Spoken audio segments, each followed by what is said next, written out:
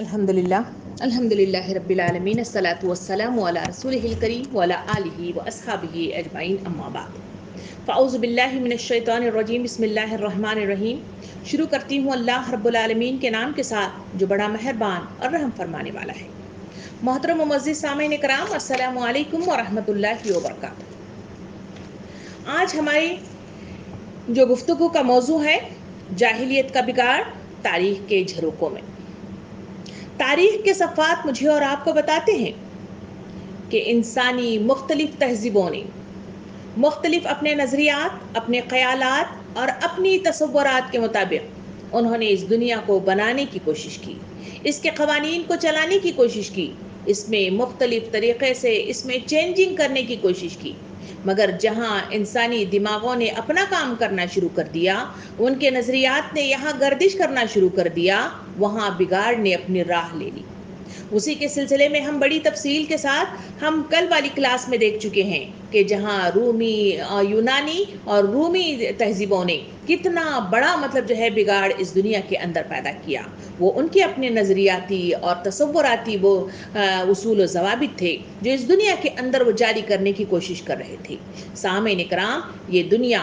دنیا کی نگری جس میں مجھے اور آپ کو مبعوث کیا گیا ہے، یہ اللہ رب العالمین کی دنیا ہے۔ اس دنیا کے اندر اللہ رب العالمین نے انسانوں کو مقصد عظیم یعنی اللہ کے دین کو اللہ کی سرزمین پر نافذ کرنے کے لیے مجھے اور آپ کو مبعوث کیا ہے۔ جہاں مجھے اور آپ کو اس مقصد کے لیے اتارا گیا ہے تو ظاہری بات ہے قانون اسی کا چلے گا، وہاں اصول و ضوابط اسی کے چلیں گے، اور اسی کے مطابق اگر زندگی کو استوار کیا جائے، سجایا جائے، بنایا جائے، چلایا جائے تو وہاں قوانین بگاڑ کی بجائے اچھائی کی طرف گامزن ہوتے ہیں۔ ترقی کرتی ہوئی دنیا نظر آتی ہے اور انسانوں کے ہر شعبے کے اندر اچھائیاں اور وہ نیک صفت چیزیں مجھے اور آپ کو ظہور پذیر ہوتی ہوئی نظر آتی ہیں۔ جہاں انسانوں نے اپنا کردار ادا کیا اور جہاں انسانوں نے اپنی کوششیں کرنا شروع کی، وہاں انسانوں نے بگاڑ کے سوا اور کچھ راہ انہوں نے اختیار نہیں کی، کیونکہ دنیا کے اندر سب سے بڑا مسئلہ جو آدم علیہ السلام سے لے کر آج تک چلتا آ رہا ہے،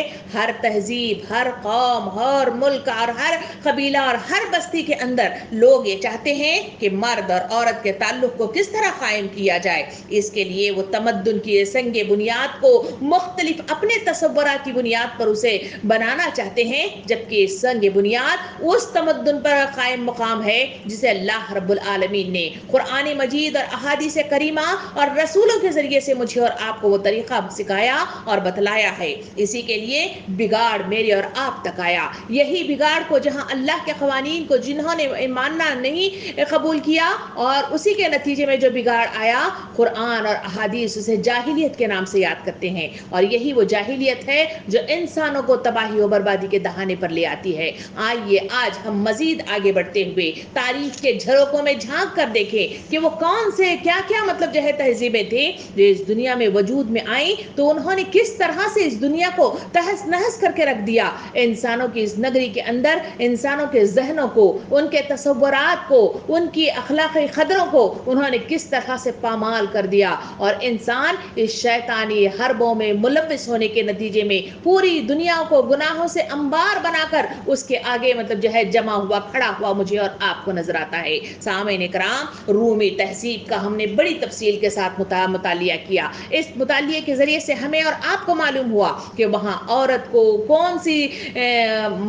مقام دیا گیا اور کس طرح سے اسے قہبہ گری پر مجبور کر دیا گیا، اور قہبہ گری کے ذریعے سے معاشرے کے اندر فساد فی الارض رونما کر دیا گیا، اور جس کے نتیجے میں معاشرتی احکامات پامال ہو گئے، اسی کے نتیجے میں بے حیائی وجود میں آئی، اسی کے نتیجے میں فحاشی عروج پر آئی، اور اسی کے نتیجے میں سارے قوانین ازواجیت تہس نہس ہو کر رہ گئی۔ ایسے ہی دور کے اندر جب رومی طاقت اپنی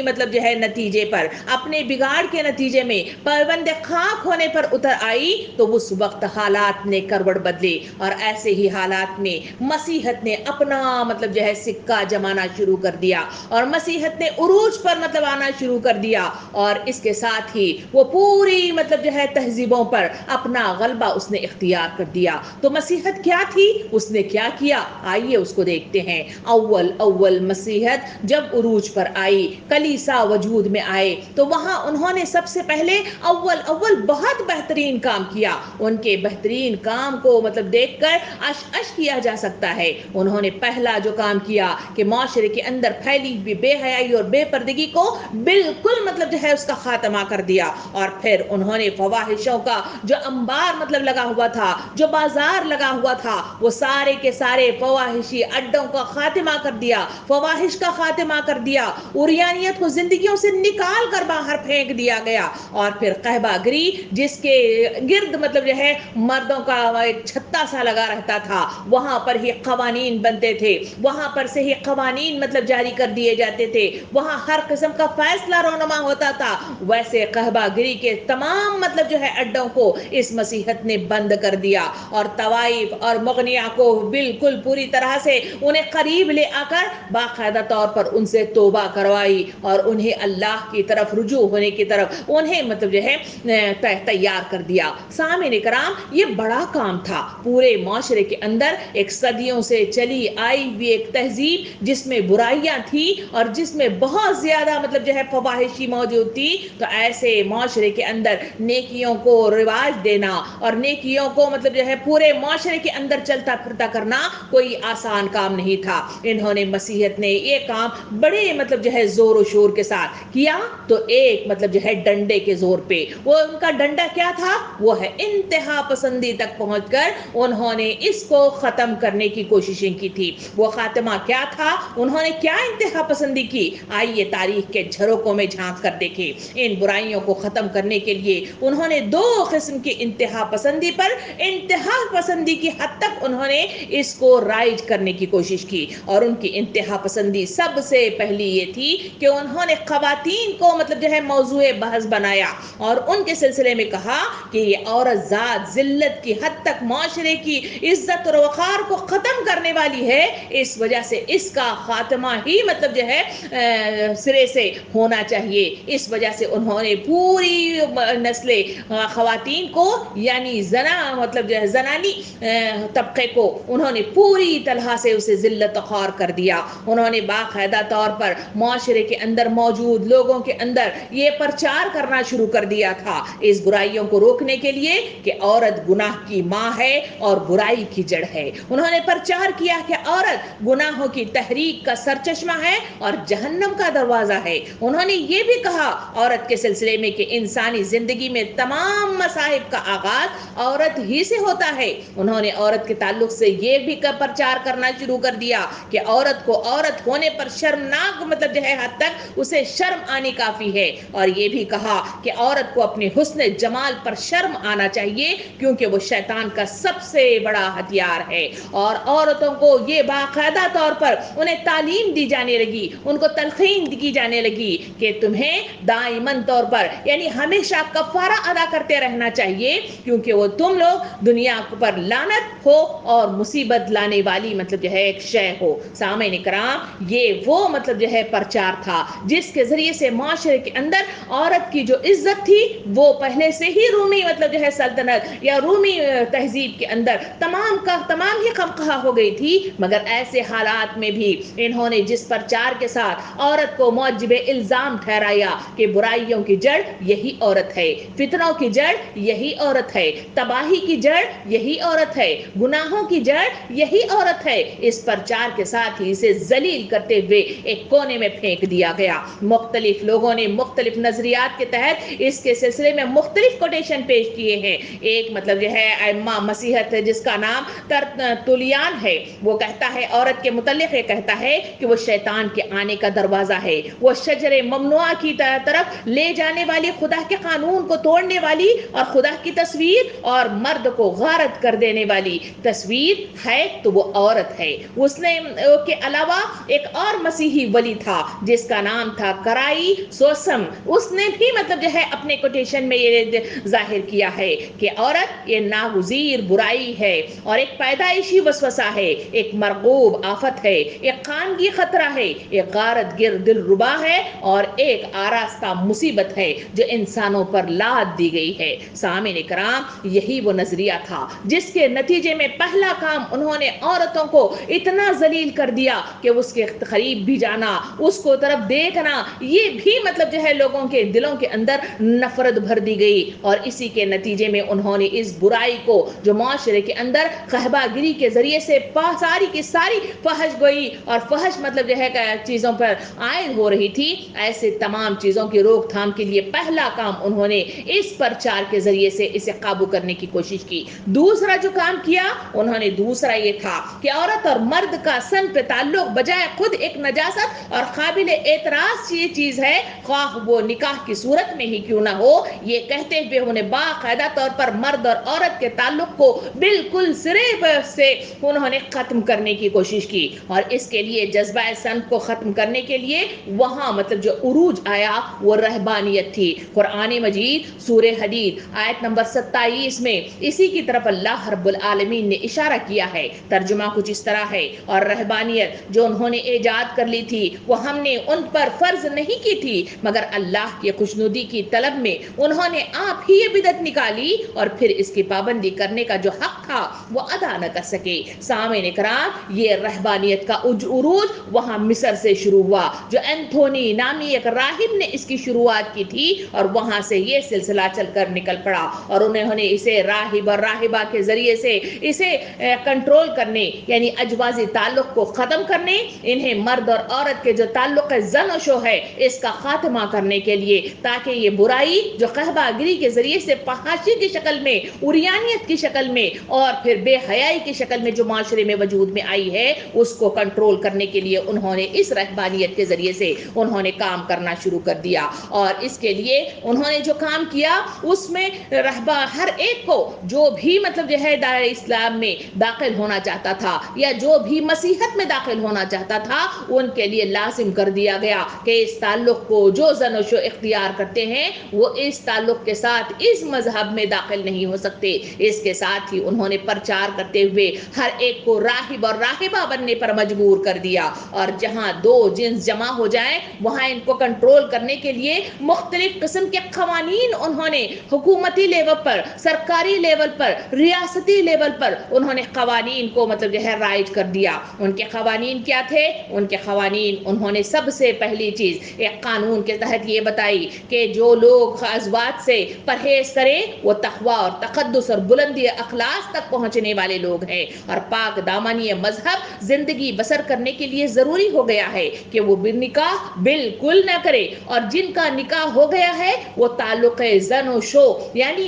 बीवी के साथ ताल्लुकात को बिल्कुल मुनक़ता कर दे। ये पहला उसूल ज़वाबित था जो सरकारी लेवल के साथ पूरे माशरे के अंदर मतलब जो है ऐलान कर दिया गया। दूसरा कानून ये बताया गया कि मजहबी मजलिसों में कानून पास कर दिया गया था कि चर्च के ओहदेदार जो भी मुख्तलिफ ओहदों पर फाइज हैं, हुकूमती लेवल पर जो फाइज हैं, उनके लिए ऐलान कर दिया गया कि वो अपनी बीवियों से जिनकी शादी हुई है वो अपनी बीवियों से तन्हाई में मुलाकात नहीं करेंगे, उनसे ताल्लुक कायम नहीं करेंगे, उनसे बातचीत नहीं करेंगे और जो लोग शादी नहीं किए हैं वो तमाम के तमाम सरकारी ओहदेदार जो हैं वो शादी बिल्कुल नहीं करेंगे। ये दूसरा कानून वहां पे पास कर दिया गया। और फिर तीसरा ये है कि मियाँ बीवी अगर कभी एक दूसरे के साथ जो पहले से शादीशुदा थे, जब ये कवानीन और ये तहरीक उरूज पर आई और ये तहजीब मतलब जो है पूरे माशरे में चलती फिरती रहने लगी, तो वैसे औकात में शादीशुदा लोगों के लिए कहा गया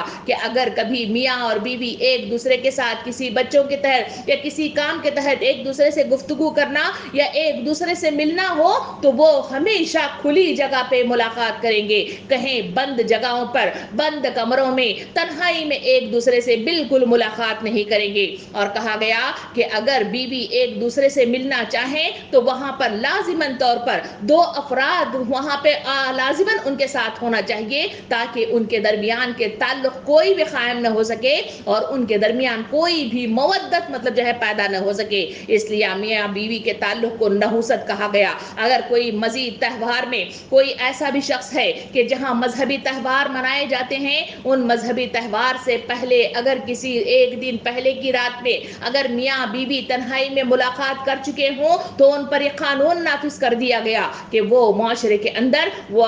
उस त्यौहार में शिरकत इख्तियार नहीं कर सकते। ऐसी सख्तियां उन पर लाद दी गई जिसके नतीजे में लोग एक दूसरे से दूर होने लगे, पूरे अज़वाजी ताल्लुकात खत्म होने लग गए और फिर राहिब और राहिबात कलीसाओं में बड़ी तादाद تعداد میں وہاں پر مقیم ہونے لگے. جب بہت سارے لوگ راہب اور راہبہ بننے لگے, ان کے رہنے کے لیے جگہ میسر نہیں آئی, تو مختلف قسم کے کلیسا اس وقت تعمیر کر دیے گئے, اور ان کلیساؤں کو باقاعدہ طور پر ان کو وہاں بنا کر ان کو وہاں پہ رکھا جاتا تھا. سامعین کرام, ہر فرد کو راہب اور راہبہ بننے پر مجبور کر دیا جاتا تھا. تعلق زن و شو کو بالکل ختم کرنے کی کوشش کی جاتی تھی. میاں بیوی کو ایک دوسرے سے ملنے سے منعیت کر دی کی گئی تھی, اور پھر ممنوع قرار دیا گیا تھا. ان پر نگاہیں رکھی جاتی تھی, اور جو ایسا کرتا تھا ان کو سزائیں دی جاتی, ان کو مختلف طریقے سے زد و کوب کر دیا جاتا. اور ایسے حالات کے اندر جو حالات پیش آئے وہ ہمارے سامنے بڑی ہی تاریخ کے بڑے تاریخ جو ہے پڑھنے کے ساتھ میرے اور آپ کے سامنے آتے ہیں. سامعین کرام, رہبانیت کا آغاز مصر ہی سے ہوا تھا. اس کا بانی سینٹ انتھونی تھا, جو 250 AD سے کو پیدا ہوا, اور 350 عیسوی میں وہ اس دنیا سے رخصت ہو گیا. سامعین کرام, اس آغاز کے ساتھ ہی جو سب سے بڑا یہ کام ہوا کہ ان کو رہبان اور رہبانیت کے لیے جو اختیار کرنے لگے تھے, ان کے لیے خانقاہیں تعمیر ہونے لگی, ان کے لیے کلیسا تعمیر ہونے لگے. بڑی تعداد میں ہر جگہ یوروپ کے ہر علاقوں کے اندر بڑے بڑے کلیسا وجود میں آئے. ایک کلیسا کے اندر 3000 راہب اور راہبات کو رہنے کی گنجائش پیدا کر دی گئی, اور ان راہب اور راہبات کے لیے وہاں مختلف قسم کی مشقیں کرائی جاتی, ان کی مختلف طریقے سے ان کی تربیت کی جاتی تھی. اور ان کو جو تربیت کی گئی ان کے سلسلے میں کہا جاتا ہے کہ ان کے ازواجی تعلق کو ختم کرنے کے لیے مختلف طریقے سے ان کو آزمایا گیا, اور ان کو بے دردی سے اس تعلق کو ختم کرنے کی کوشش کی گئی. جسمانی لذت کی اس خواہش کو جو اللہ رب العالمین نے انسانوں کے اندر فطری طور پر رکھا ہے, اس کو حیوانیت تصور کرتے ہوئے اس کو ختم کرنے کی بڑی بے دردی سے کوشش کی گئی. یہاں تک کہ سینٹ باسل کے نام سے کہا جاتا ہے کہ اس نے تو یہ تک اعلان کر دیا, اور عوام الناس کے درمیان یہ قانون پاس کر دیا گیا کہ وہ کہتا ہے کہ میاں اور بیوی کو ایک دوسرے سے مسکرا کر دیکھنا بھی ممانعت ہے. وہ ایک دوسرے کو دیکھ بھی نہیں سکتے, تعلق تو دور کی بات ہے, انہوں نے ایک دوسرے سے قریب آنا اور مسکرانا اور دیکھنا بھی ان کے لیے ممانعت قرار دیا گیا. اس کے بعد کے ساتھ ہی انہوں نے مختلف وہاں پہ جو راہبہ اور راہب جو کلیسا کے اندر موجود ہوتے تھے, ان کے نفسانی جذبات کو کنٹرول میں رکھنے کے لیے جو انہوں نے کوششیں کی, تاریخ کے پنے بڑے تفصیل کے ساتھ اس کے واقعات بتاتے ہیں. انہوں نے جو کام کیا وہ یہ ہے کہ ان کی جو مشقیں کروائی جاتی تھی, ان کو ایک دوسرے کے سامنے برہنہ ہو کر غسل ایک ہی جگہ پر کرنے کے لیے ان کو باقاعدہ طور پر مجبور کر دیا جاتا تھا, تاکہ وہ دیکھیں کہ وہ اپنے جذبات پر کنٹرول پا سکتے ہیں کہ نہ کنٹرول نہیں پا سکتے. ان کو ایک ہی بستر پر سلایا جاتا تاکہ وہ اپنے جذبات کو کنٹرول ہو سکے ہیں یا کنٹرول نہیں ہو سکے ہیں, اور پھر انہیں مختلف طریقے سے انہیں منعیت کی جاتی, ان پر نظریں رکھی جاتی تھی. اسی کے سلسلے میں یہاں سینٹ ایگوریس یہ کہتا ہے بڑے تعریف کے ساتھ, وہ اپنی کتاب میں لکھتا ہے کہ فلسطین کے راہب نے اپنے ضبط نفس پر اتنا قابو کر لیا تھا کہ خواتین کے ساتھ غسل کرتے, ان کی دید ہوتی, ان سے لمس ہوتا, حتیٰ کہ ان کے ساتھ ہم آغوش بھی ہوتے, مگر ہمارے اوپر فطری طور پر کوئی غلبہ ہمارے اندر پیدا نہیں ہوتا تھا. یہ ہے وہ رہبانیت جس کے ساتھ ہی اس مسیحت نے ان دو حربوں کے ساتھ, ایک ہے پرچار جو خواتین کے سلسلے میں کیا گیا کہ وہ ہے فتنہ پرورش, اس کے قریب جانا, اسے دیکھنا, اسے اس کی طرف مسکرا کر نظر ثانی کرنا بھی ایک غلط ہے, اور دوسری طرف اس تعلق کو بالکل پوری طرح سے ختم کر دیا گیا. اس کے نتیجے میں جو حالات اور جو اسباب جو حالات پیش آئے وہ ہمارے سامنے ہے کہ کلیساؤں کے اندر اللہ رب العالمین نے جو فطری جذبہ رکھا ہوا ہے, اس جذبے کو کب تک کنٹرول کیا جا سکتا ہے جہاں انسان اس طرح کے فضول قسم کے قوانین نافذ کرتے ہوئے فطرت کو للکارتا ہے وہاں پہ چور دروازے کھل جاتے ہیں، وہاں مختلف قسم سے شیطانیت اود آتی ہے، اور ہوا بھی یہی ہے کہ ان کلیساؤں کے اندر غلط قسم کے تعلقات پیدا ہوئے۔ اس تعلقات کے نتیجے میں حرام بچے اس دنیا کے اندر وجود میں آئے، اور اسی کے نتیجے میں بے حیائی عروج تک پہنچ گئی۔ پورا معاشرہ مطلب جو ہے چھپ کر ان تمام برائیوں میں ملوث ہونے لگا، جبکہ اوپر سے ضوابطی مطلب جو ہے قوانین کے اعتبار سے ان پر نظر رکھی جاتی تھی، ان کو دیکھا جاتا تھا، ان کو مشقیں کروائی جاتی تھی، مگر پیچھے کی حد تک وہ اس جذبے کو کنٹرول نہ پانے کے نتیجے میں پوری برائیاں معاشرے کے اندر وجود میں آئی، اور اسی کے نتیجے میں یہ جو کلیسا یا مسیحی جو تہذیب تھی یہاں پر اس کا خاتمہ ہونا شروع ہو گیا، کیونکہ اس کے بعد جو عروج میں آیا وہ ہے تعلیم کا رجحان۔ مختلف مطلب جو ہے الگ الگ شعبوں کے اندر تعلیم کا رجحان دنیا کے اندر وجود میں آیا، مختلف گوشوں کے اندر میڈیکل سائنس نے عروج پکڑا، اور اسی کے نتیجے میں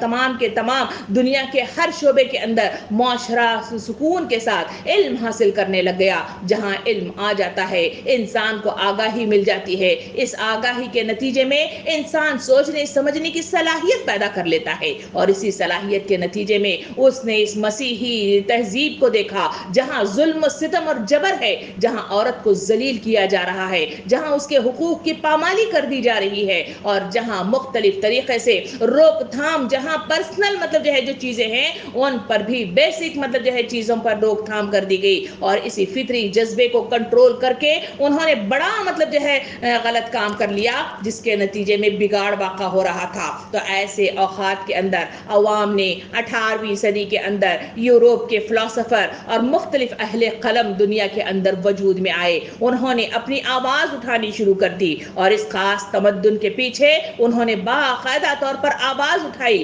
کہ کیسی مطلب جو ہے بے بگاڑ ہے کہ جس کے ذریعے سے انسانوں کو اس طرح ظلم و ستم کا نشانہ بنایا جاتا ہے، تو ایسا مطلب جو ہے تصور بھی نہیں کیا جا سکتا۔ خلموں نے آواز کرنا شروع کر دیا، لوگوں نے کتابوں کو لکھنا شروع کر دیا، مختلف آوازیں مطلب جو ہے علمی سطح پر ہو جانے لگی، بحث و مباحث ہونے لگے، اور اسی کے نتیجے میں مسیحی تہذیب وہاں پر گر کر خاک کر پیوند خاک ہو گئی۔ سامعین کرام، آخر کار کلیسا کی ذلیل اور ظالم بادشاہیت سے نجات مل گئی۔ تو جب یہ نجات ملی تو ہوا کیا؟ ہوا یہ ہے کہ اس کے ساتھ ہی وہاں پہ علم رکھنے والا طبقہ دنیا کے اندر وجود میں آیا، مگر یہ طبقہ جہاں علم کے نام پر وجود میں آیا تھا، انہوں نے اسلام کے نونہالوں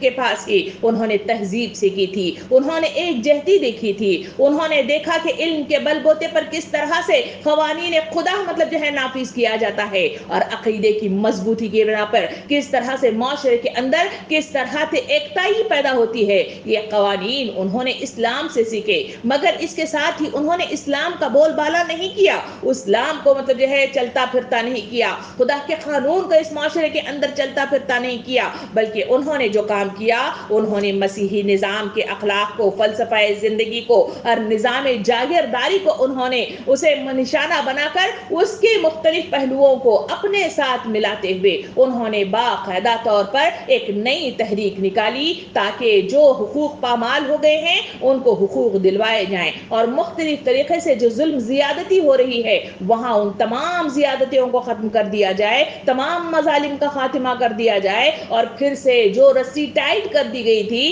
وہاں سے پھر سے اجوازی تعلق اور خاندانی بنیادوں کو استوار کیا جائے۔ انہوں نے یہ کام کرنا شروع کر دیا، اور 18ویں صدی کے ساتھ ہی تمدن نے کروٹ بدلی، اور اس کے ساتھ ہی نئی تہذیب نے وہاں جسے جدید یورپی تہذیب کے نام سے یاد کیا جاتا ہے، اس تہذیب نے کروٹ کے ساتھ ہی وہاں اپنا ڈیرا جمانا شروع کر دیا، اور پھر وہاں پوری دنیا کے اندر مختلف گوشوں کے اندر اس تہذیب نے اپنے قدم جمانے شروع کر دیے۔ اس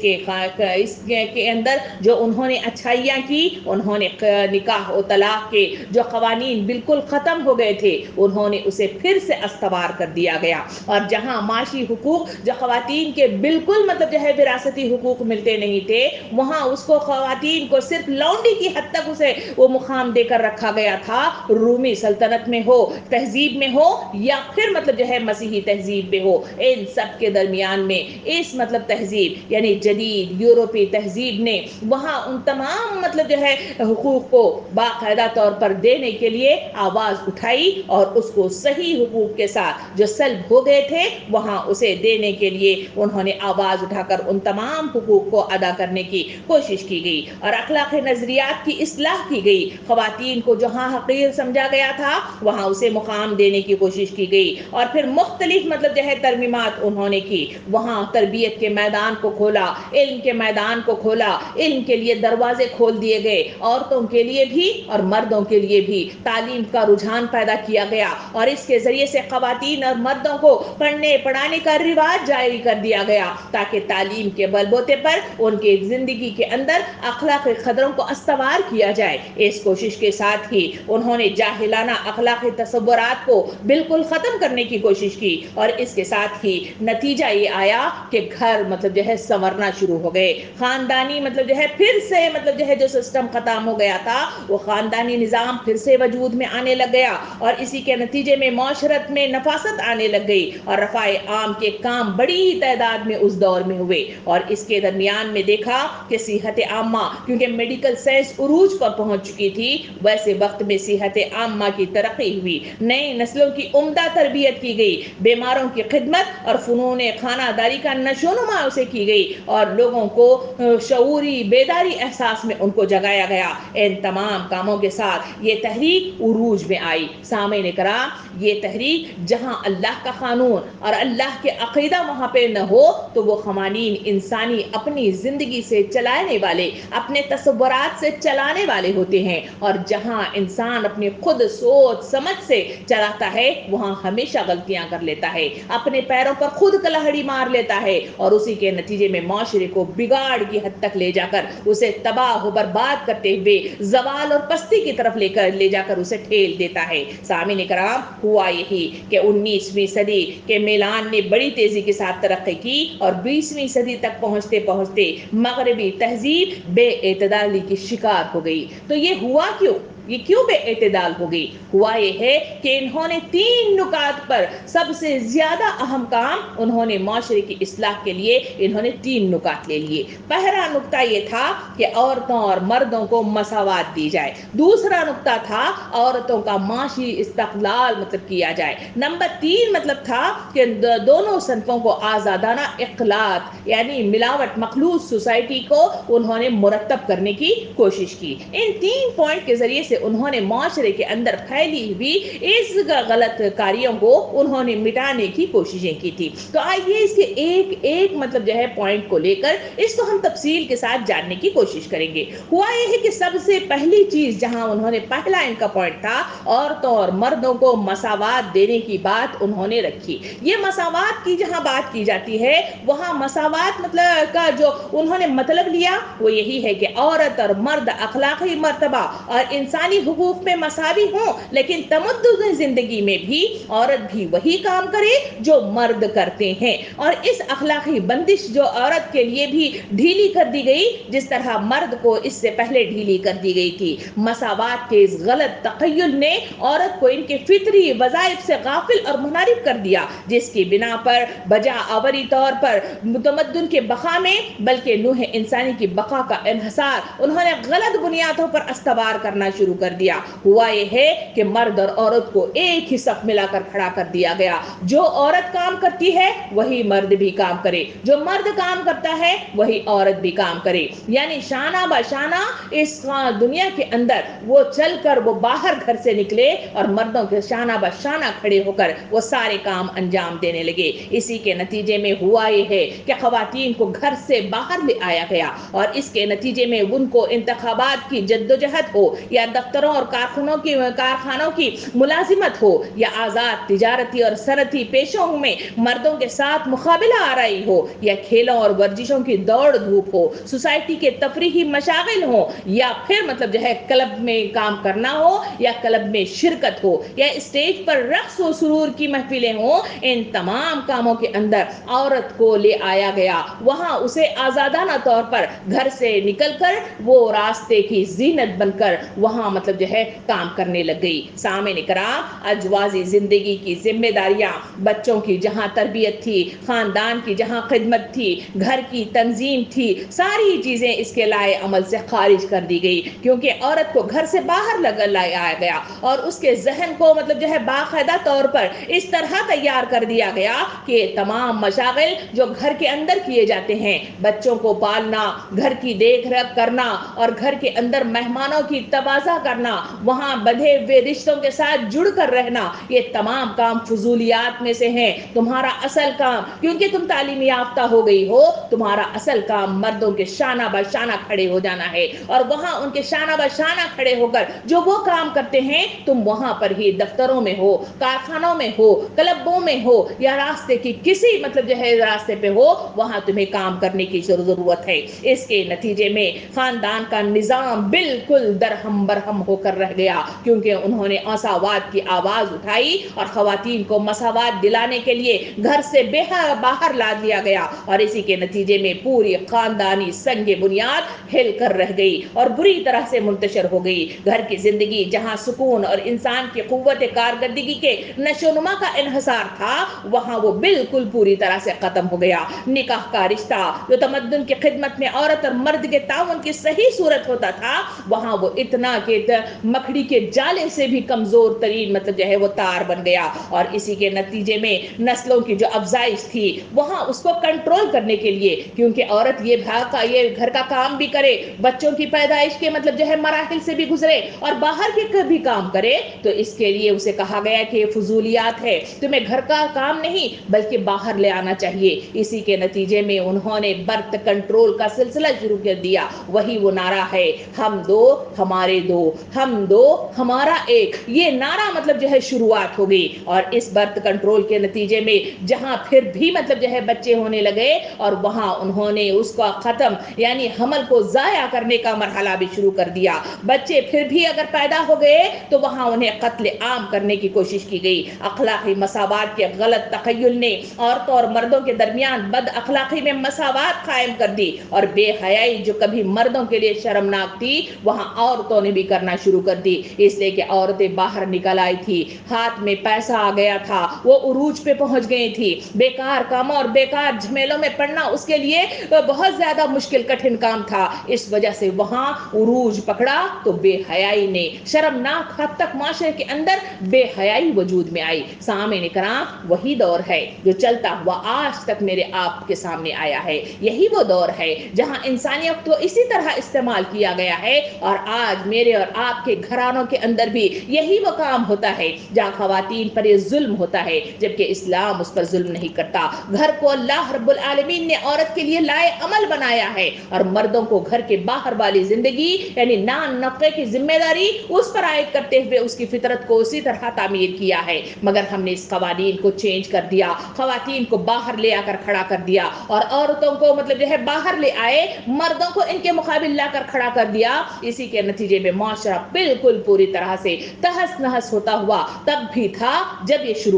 शुरुआत हुई थी और आज भी हो रहा है, जहां मेरे और आपके घराने उसका शिकार होते हुए नजर आते हैं। दूसरा, उन्होंने जो नुक्ता लेकर उन्होंने आवाज उठाई इस्लाह माशरा की, वो है खवातीन के माशी इस्तक़लाल, यानी इनको माशी तौर पर इन्हें इस्तेहकाम दिया जाए, माश के लिए इनके लिए दरवाजे खोले जाएं, उनके लिए बाकायदा तौर पर वहां पर बजट तैयार किया जाए और उसके तहत वहां उनके लिए सीटों को रिजर्व किया जाए। ये तमाम काम वहां पे इस्तेहकाम में आए और उन्होंने ये काम दूसरे नुकात के तहत किया। सामईन इकराम, औरत का माशी इस्तक़लाल ने इनको मर्दों से बेनियाज कर दिया। इसका जो असर होना था, औरत जब बाहर आई, घर के क़वानीन को उसने तोड़ा, घर के अंदर की जिम्मेदारी को उसने बेकार तसव्वुर किया। वो बंधन जो गोद से निकलने वाले पुर्जे जो मुजाहिद इस्लाम, दाई इस्लाम, मुदब्बिर इस्लाम होकर निकला करते थे, वो गोद अब बाहर की रास्ता देख चुकी थी। वहां उसने वो काम करना शुरू कर दिया جس کے نتیجے میں انہوں نے خواتین نے مردوں سے بے نیازی اختیار کر لی اور قدیم اصول کہ مرد کمائے اور عورت گھر کا انتظام کیے، اب نئے قاعدے نے اس کو بدل کر رکھ دیا کہ عورت اور مرد دونوں کمائیں اور گھر کا انتظام اور کریں اور گھر کا انتظام بازار کے سپرد کر دیا گیا۔ جب اس طرح کے حالات پیش آئے تو وہاں پھر سے جو معاشرے کے اندر تغیر آیا وہ ہے ہوٹلنگ یا پھر مطلب جو ہے ریسٹورنٹ کھلنے شروع ہو گئے، وہاں پر باقاعدہ طور پر ہوٹل وجود میں آئے اور اسی کے نتیجے میں باہر کھانا، باہر کا پکایا ہوا گھر میں لے آنا اور اسی کے مطابق خواتین بیٹھ کر آرام کر کے کھانا، یہ مطلب جو ہے وہ رواجات ہے جہاں باقاعدہ طور پر یہ شروعات ہوئی جو اسی کو سرمایہ داری کے نام سے یاد کیا جاتا ہے۔ یہی وہ غلط کام ہے جس کے ذریعے سے سرمایہ داروں نے خواتین کو اس گھروں کے چولہے کو بند کر کے اپنی سرمایہ دارانہ نظام کو انہوں نے گرم کر دیا تھا اور اسی کے نتیجے میں اس انقلاب کے بعد دونوں کی زندگیوں میں بجز مطلب جو ہے ان دونوں کے درمیان سوائے شہوانی تعلق کے اور کوئی تعلق ان کے درمیان استوار نہیں ہوا۔ اسی کے نتیجے میں گھر بالکل ختم ہو کر رہ گیا اور یہ مشترک رہنا اور روٹی مطلب جو ہے جہاں کمانے کی بات ہے، عورت باقاعدہ طور پر اپنی خود روٹی کما سکتی ہے اور اپنی ضروریات کی خود کفیل بن گئی ہے، اس لیے کہ وہ باہر آ گئی ہے، وہ کمانے لگی ہے، معاشی استحکام اس کے اندر پیدا ہونے لگا ہے، اس وجہ سے وہ زندگی کے دوسرے حفاظتی اور عنایات کی محتاج نہیں ہے، وہ آخر محض اپنی شہوانی خواہش کی تسکین کے لیے کیوں ایک مرد کی پابند بن جائے، اس لیے کہ کیوں اپنے اوپر وہ بہت سی اخلاقی اور قانونی بندشیں عائد کرے، کیونکہ ایک خاندان کی ذمہ داری کا بار اٹھانا خصوصاً جبکہ اخلاقی مساوات کے تقیل نے ان کی راہ سے وہ تمام رکاوٹیں بھی دور کر دی ہیں جو انہیں آزاد شہوت رانی کے ذریعے سے اور پر لطف اور خوشنما راستے ان کے طور پر قربانیاں انہیں دے کر اس ذمہ داری کو کیوں قبول کیا جائے۔ اس وجہ سے خواتین نے وہاں بچے پیدا کرنا ختم کر دیا، انہوں نے اس کی روک تھام کے لیے برتھ کنٹرول کے مختلف طریقے وجود میں آئے، ان برتھ کنٹرول کے مختلف طریقوں کے اندر انسانیت دب کر رہ گئی اور انسانیت کا جو بقا ہونا چاہیے تھا،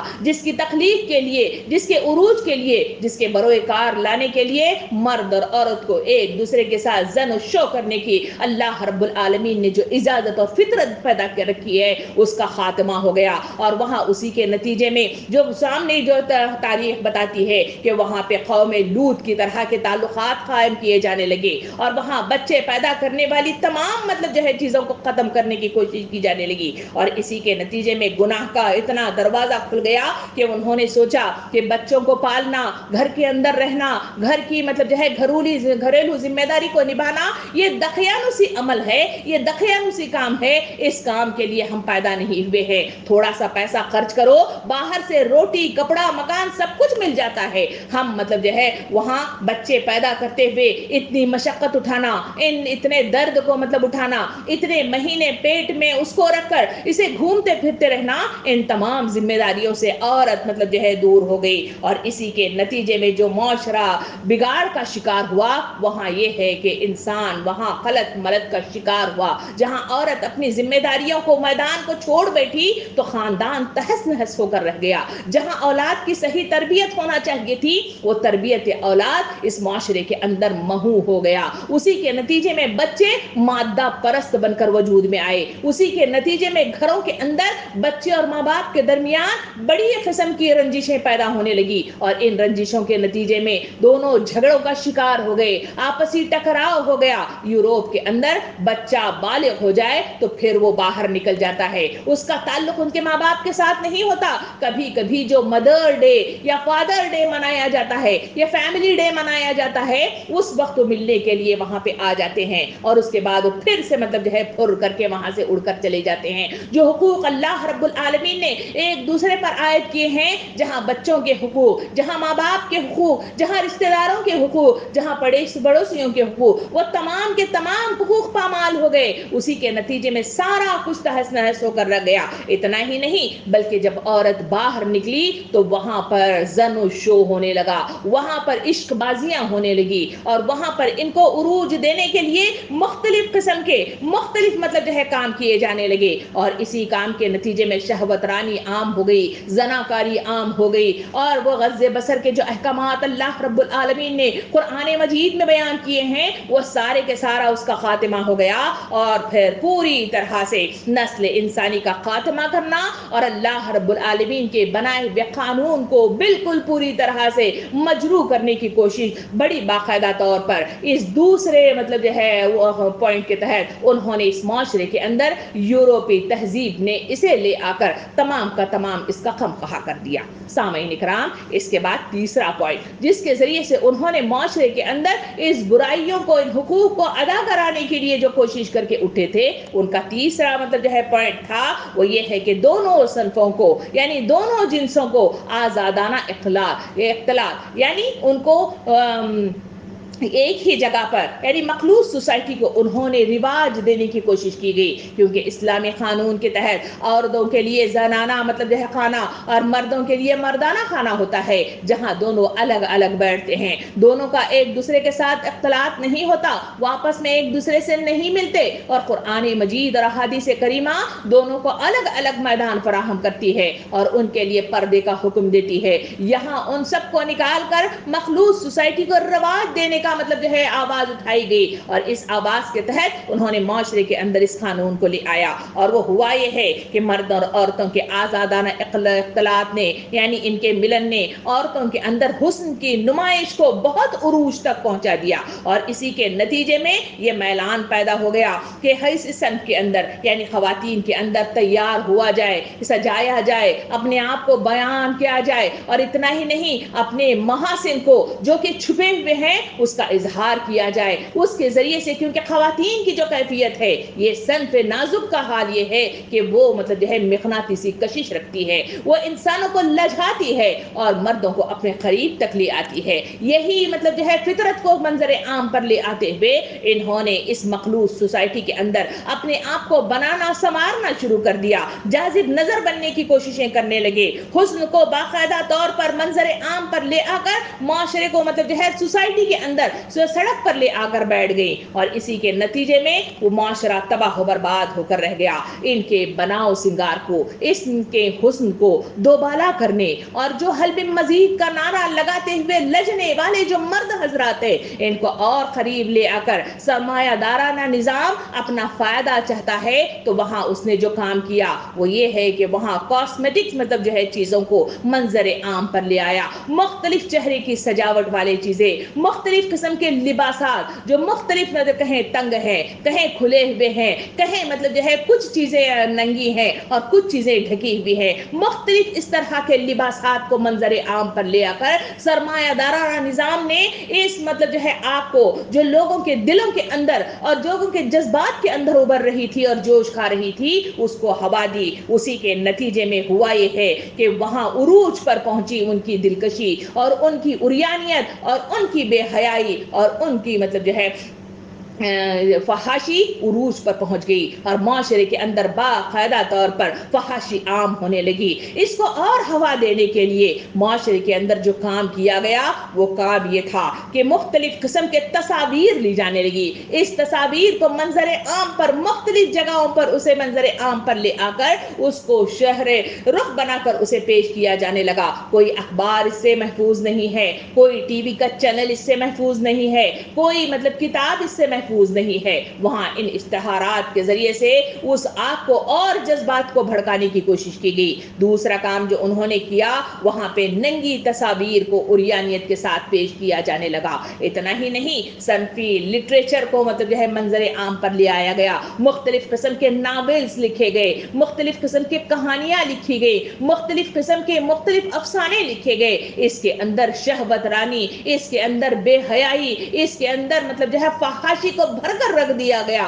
लोग उसे पसंद करने लगे, लोग उसे देखने लगे, लोग उसे पढ़ने लगे। उसके नतीजे में जज्बात उनके और उभरने लगे और उसके नतीजे में बेहयाई मंजरे आम पर उरूज तक पहुंची। इतना ही नहीं, उन्होंने तीसरा काम ये किया, वहां ये है कि नाच गाने के लिए उस वक्त के दौर में आज से बहुत पीछे की तरफ देखा जाए तो वहां नाच गाने के लिए स्टेज सजाए जाने लगे, क्लबों को आरास्ता किया जाने लगा, उसकी मेंबरशिप तशरीफ के लिए लोगों को उभारा जाने लगा। लोगों को रात गुजारने के लिए वहां पे आना, वहां पे नाच गाना देखना और वहां पे पीना पिलाना ये आम कर दिया गया, ताकि लोग इन महफिलों के जरिए से अपने जज्बात को तस्कीन पा सकें और इसके जरिए से सरमाया दाराना निजाम कायम हो सके और उसके जरिए से जो कुछ वो बेचना चाहते हैं, जो कुछ वो फरोख्त करना चाहते हैं, जो कुछ वो अपने अकीदे के मुताबिक उसे निफाज करना चाहते हैं, उन्होंने बड़ी आसानी के साथ इन कामों को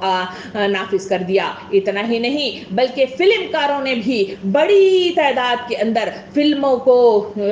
उन्होंने बनाना शुरू कर दिया। इन फिल्मों के अंदर मखलूस सोसाइटी को जन्म दिया गया और इनके जरिए से मुख्तलिफ किस्म के ऐसे ऐसे मनाजिर जो कि बंद कमरों में होने चाहिए, जिस पे पर्दा मतलब जो है लागू होता है, जिसे बंद छुपाने वाली चीज कहा जाता है, वो तमाम की तमाम मंजरे आम पर आए और इसके जरिए से लोग मतलब जो है एक ही जगह बैठकर, एक ही कमरे में बैठकर, वहां वालिदैन अपने बच्चों के साथ, वहां नन्हे बच्चे हों या बड़े बच्चे हों या नौजवान तबका हो या फिर अपने पड़ोस वाले लोग या फिर माशरे के हर मतलब जो है बस्ती से निकले हुए हर मतलब जो है कौम की मतलब जो है, चाहे वो काफिर हो चाहे वो मुस्लिम हो, एक ही जगह पर बैठकर वो लोग इन फिल्मों को देखने का रिवाज पैदा हो गया। सामने कराम इसी के नतीजे में जो वलवला खेज मतलब जो है लिटरेचर आए, जहाँ पे नाच गाना हुआ, जहाँ फिल्में मतलब जो है कास्ट की गई और इसी के नतीजे में माशरा तहस नहस का शिकार हो गया। सामने कराम ये वो मतलब जो है तरीक़ेकार हैं जिसके जरिए से माशरे को तबाही और बर्बादी तब से लेते हुए आज तक चली आ रही है और माशरा उसका शिकार होता हुआ नजर आ रहा है। ये सिर्फ यूरोप की बातें नहीं है बल्कि दुनिया के हर कोने में ये अमल हुआ। हम हिंदुस्तान की तरफ नजर उठाकर देखें तो इस तहजीब ने यहाँ पर भी बड़े मतलब जो है पैमाने पर इसने उसका काम किया है। वहाँ बाबुल हो या फिर मिस्र हो या फिर ईरान हो या फिर हिंदुस्तान हो, इसमें भी इस मतलब जो है कल्चर ने, इस तहजीब ने अपना असर दिखाना शुरू कर दिया और इसी के नतीजे में हमने देखा कि औरत को दासी मतलब जो है बनाया जाता था और मर्द को स्वामी और पति देव बनाया जाता था, यानी मालिक माबूद उस शोहर को मतलब जो है तसव्वुर करवाया जाता था और शोहर की चिता, अगर शोहर मर जाए तो उसकी चिता पर भेंट चढ़ाना खवातीन को सती का मतलब जो है हुक्म दिया गया। वहां पर जल मरने का कानून मतलब नाफिज कर दिया गया और इसी के साथ विरासत में आज भी हिंदुस्तानी कवानीन के तहत खवातीन को कोई विरासत में हुकूक हिंदवाना निजाम के तहत वहां उसे मुयस्सर नहीं आते। और निकाह के बंधन की तरफ अगर नजरसानी करके देखा जाए तो हिंदू कवानीन के मुताबिक वहां पर कोई खातून किसी से निकाह कर लेती है तो उस कानून के तहत उसे फिर कोई तलाक या खुला का कोई मतलब जो है उसे रास्ता मौजूद नहीं है। अगर वो उसे गुजर बसर नहीं कर पा रही है, रिश्ता अज़वाज सही तरीके से नहीं चल पा रहा है, तो वहां उस दरवाजे को बिल्कुल पूरी तरह से बंद कर दिया गया और उसके नतीजे में सारे कवानीन को बंद करते हुए तादमे हया उसी शख्स के साथ बंधे रहना, चाहे जुड़ पा रही हो चाहे न जुड़ पा रही हो, जिंदगी को चलाना उसी के साथ है। ये कवानीन मुझे और आपको हिंदुआना मतलब जो है रस्म रिवाज के तहत मुझे और आपको चलते फिरते हुए नजर आते हैं। ये यहाँ ईरान में भी था, यहाँ मिस्र में भी था, यहाँ बाबुल में भी था। सामने इकराम इस तहरीक के साथ ही जो नेक्स्ट मतलब जो है जो तबका वजूद में आया, जो नेक्स्ट बुराई वजूद में आई, जो दुनिया ने मतलब मुख्तलिफ तरीके से जो दुनिया को बिगाड़ने का अज़्म करके लेके चली, वो है डार्विन का मतलब जो है फलसफाए इर्तका या फिर उसे सनती इनकलाब के नाम से जाना जाता है। ये डार्विन 1809 में पैदा हुआ और 1859 में उसका इंतकाल हो गया। इसने मुख्तलिफ किताबें लिखी और पूरे माशरे को इसने हिलाकर रख दिया था। इसके जो किताबें हैं वो है असली इंसान के नाम से एक किताब है, फलसफाए इर्तका के नाम से एक किताब है और फिर दूसरी जो उसकी किताब है वो जमूद इर्तका के नाम से। इसने बाकायदा तौर पर यहाँ पे अपनी डार्विन का मतलब जो है एक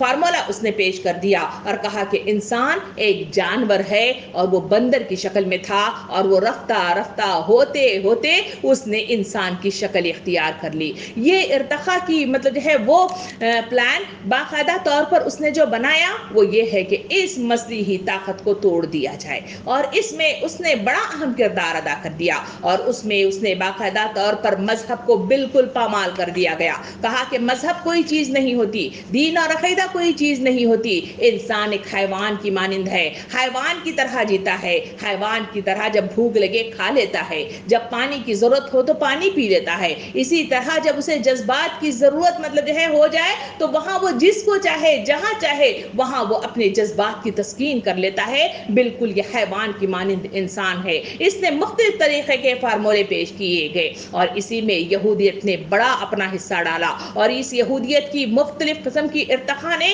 مختلف معاشرے کے اندر مختلف لوگوں کے اندر بڑے مطلب جو ہے تغیراتی طور پر اس نے بڑا مطلب جو ہے بگاڑ پیدا کر دیا۔ اس میں بہت سارے لوگوں نے اپنا حصہ ڈالا اور اس قوم کو اور اس دنیا میں رہنے والی ہر انسانیت کو تباہ و برباد کر کے اپنا فائدہ کمایا جائے، اپنا پیسہ کمایا جائے، اپنے نظریات کو جاری کیا جائے۔ اسی کے تحت انہوں نے مختلف مطلب جو ہے اپنے ارتقاء کی چیزیں انہوں نے اپنے نظریاتی بحث کو لوگوں کے سامنے لے آ کر مختلف لوگوں کے ذہنوں کو تباہ و برباد کرنے کی کوشش کی۔ جب علم آ گیا تھا تو علم میں نافع اگر نہ آ جائے، جو قرآن احادیث کریمہ کے ذریعے سے حضور کریم صلی اللہ علیہ وسلم نے دعا سکھائی ہے کہ اللہم کہا گیا کہ ہمیں علم نافع عطا فرما۔ جہاں علم نافع کی بات ہے تو وہ علم نافع ہے جو ہمارے لیے وہ فائدہ مند ہو، ہمارے لیے جنت میں جانے والا راستہ متعین کرنے والا ہو، ہمارے لیے اللہ رب العالمین کے قریب جانے والی مطلب جو ہے راہ کو تلاش کرنے والی وہ علم ہو تو ہمارے لیے وہ کامیابی کی ضمانت دیتا ہے۔ جہاں علم میں جو ہے بگاڑ مطلب جو ہے انسان حاصل کر لیں تو پھر وہی علم انسانوں کے ذہنوں کو تباہ کر دیتا ہے، ان کے دلوں کو بگاڑ کر رکھ دیتا ہے، ان کے تصورات کو بگاڑ کر رکھ دیتا ہے۔ بالکل اسی طرح لوگوں نے مختلف ایسے علوم نکالے، ایسی بیکار قسم کی باتیں نکالی۔ وہ لوگ تھے جو شیطان نما انسان تھے، جنہوں نے اپنے فائدے کے لیے، جنہوں نے اس دنیا کے اندر اسلام دشمنی کی خاطر انہوں نے بڑے بگاڑ کے کام کر دیے، اور اسی بگاڑ کے نتیجے میں مختلف مطلب جو ہے چیزیں آئی۔ آئیے کچھ کوٹیشن میرے سامنے ہیں کچھ اشخاص کے، ان کو میں پیش کرتے ہوئے چلوں تاکہ ہم دیکھیں کہ کس طرح سے اس تاریخ کے اندر کیسے مطلب جو ہے منافقین اور کیسے کفار مطلب جو ہے ہمارے درمیان ہیں جو ہماری اسلام دشمنی کی خاطر انہوں نے بڑے کام کر کے اسلام کو تہس نہس کر کے رکھ دیا ہے۔ دنیا کے اندر کثیر تعداد میں مسلمان ہونے کے باوجود آج مطلب جو ہے ظلم و ستم کا نشانہ بنے ہوئے مجھے اور آپ کو نظر آتے ہیں۔ آج ہمارے پاس اسلام ہونے کے باوجود ہمارے گھروں سے اسلام رخصت ہو گیا ہے، ہمارے دلوں سے اسلام رخصت ہو گیا ہے، ہمارے ذہنوں سے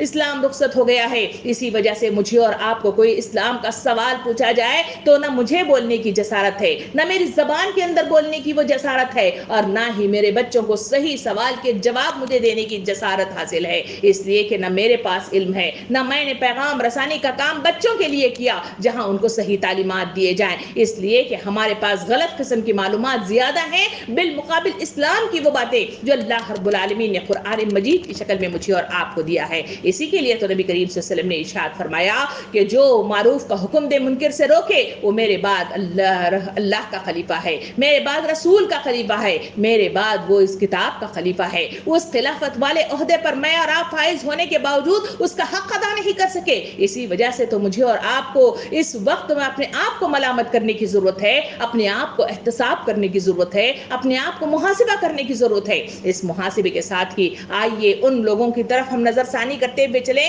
جنہوں نے اس معاشرے کے اندر مذہب کو بالکل مطلب جو ہے ختم کر کے باقاعدہ طور پر انسانوں کو جو بگاڑ کی راہ میں لے کر جو مختلف کتابیں اور کوٹیشن اس دنیا کے اندر لکھ کر ذہنوں کو خراب کر دیا تھا ان کی طرف نظر ثانی کرتے ہوئے چلے۔ اس کے اندر کارل مارکس یا فرائڈ یا پھر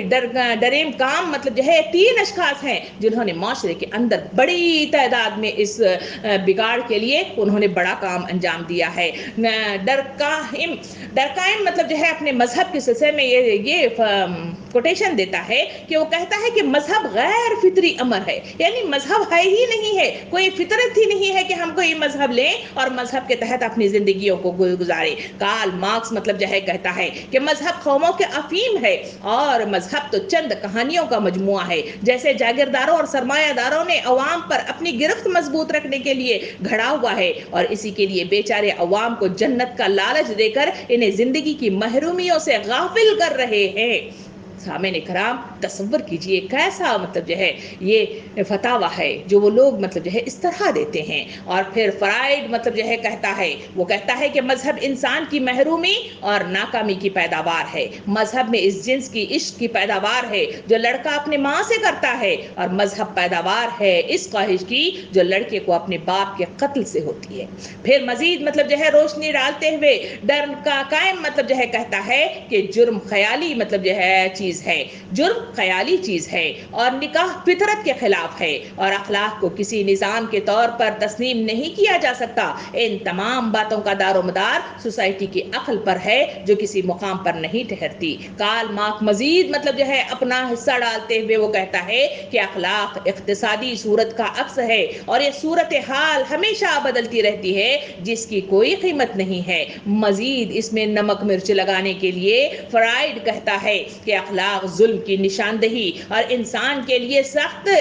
नुकसानदा है, और यहूदियों की एक आलमी साजिश इस मरहले पर खत्म नहीं होती बल्कि इस साजिश ने खवातीन को भी घरों से बाहर निकाल कर कार्ल मार्क्स ने औरतों की अमली जिंदगी में हिस्सा लेने पर जोर दिया, और डरकाम ने शादी को खिलाफे फितरत करार देखते हुए फ्राइड ने कहा कि औरत की हर सूरत में अपने जिनसी वजूद की तकमील करती रहनी चाहिए। सामईन इकराम, ये है वो यहूदियत की पुकार, ये है वो यहूदियत का नजरिया जिन्होंने माशरे के अंदर इस्लाम दुश्मनी में उन्होंने बहुत बिगाड़ का काम कर दिया, और इसी के नतीजे में सरमायादारी उरूज पर आई, और इसी के नतीजे में सरमायादारी सिर्फ नफा बख्श अशिया पर ही पेश नहीं करती बल्कि इनके लिए जबरदस्त जो उन्होंने काम किया सरमायाकारी उन्होंने सिनेमा बीनी पर की। बड़ी तादाद के अंदर सिनेमा बीनी पर जो है पैसा लगाया जाता है, इसके जरिए से मुख्तलिफ नए किस्म के फिल्म्स को दुनिया में वजूद में लाया जाता है और इसका एडवर्टाइजमेंट करते हुए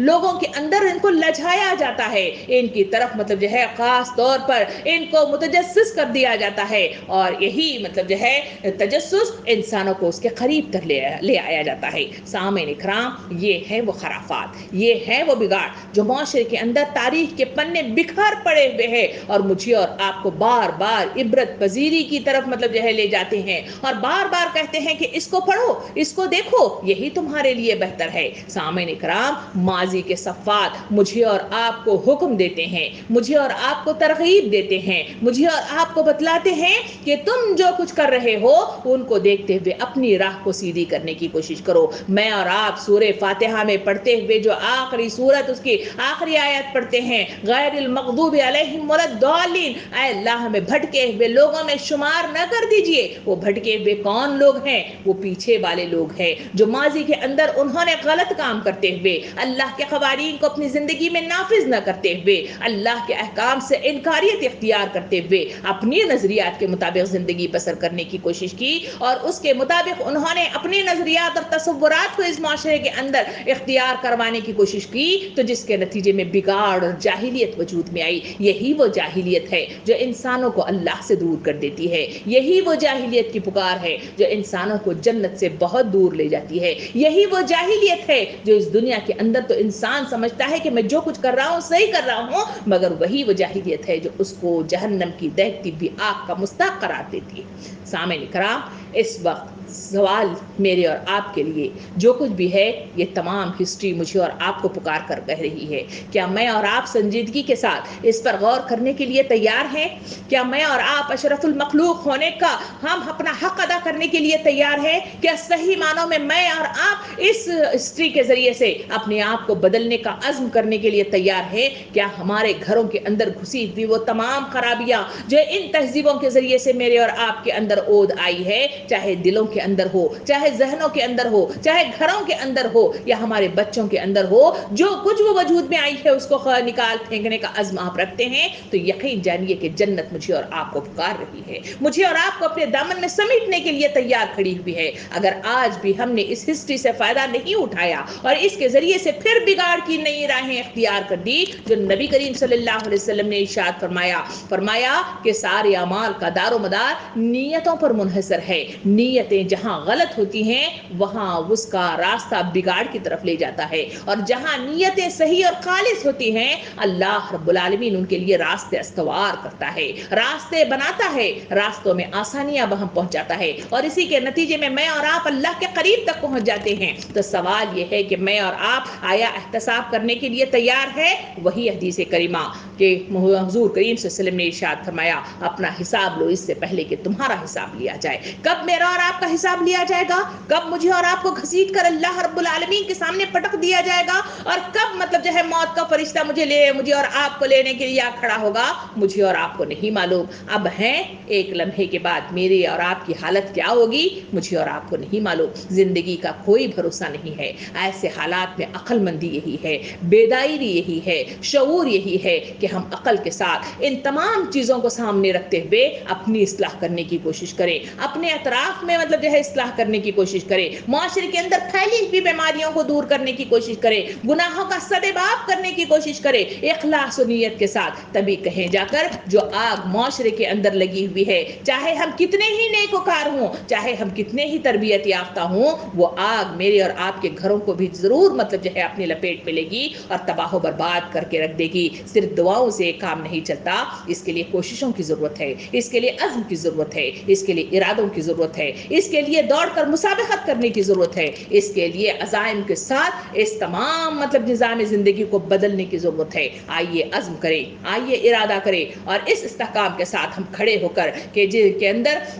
یہی کہ عزائم جس کے پختہ ہوں، یقین جن کا خدا پر ہو، تلاطم خیز موجوں سے وہ گھبرایا نہیں کرتے۔ ہم اس تمام گناہوں کے بندھن کو ہم نکال پھینکیں گے، معاشرے کے اندر اچھائی کو رائج کرنے کی کوشش کریں گے۔ اللہ رب العالمین اس کے لیے زبان کی میری اور آپ کی لکنیتوں کو دور کرے، اس میں علم نافع عطا فرمائے، ذہنوں کو شعور عطا فرمائے، دلوں کے اندر زرخیزی عطا فرمائے، اور اس کی اصلاح عطا فرمائے، اور جہاں زنگ لگ گیا ہے اللہ رب العالمین اس زنگ کو دھونے کا ہمیں سلیقہ بتائے، اور اس زنگ کو دھو کر ہمیں ہدایت یافتہ کر دے۔ آمین۔ وآخر دعوانا ان الحمد للہ رب العالمین۔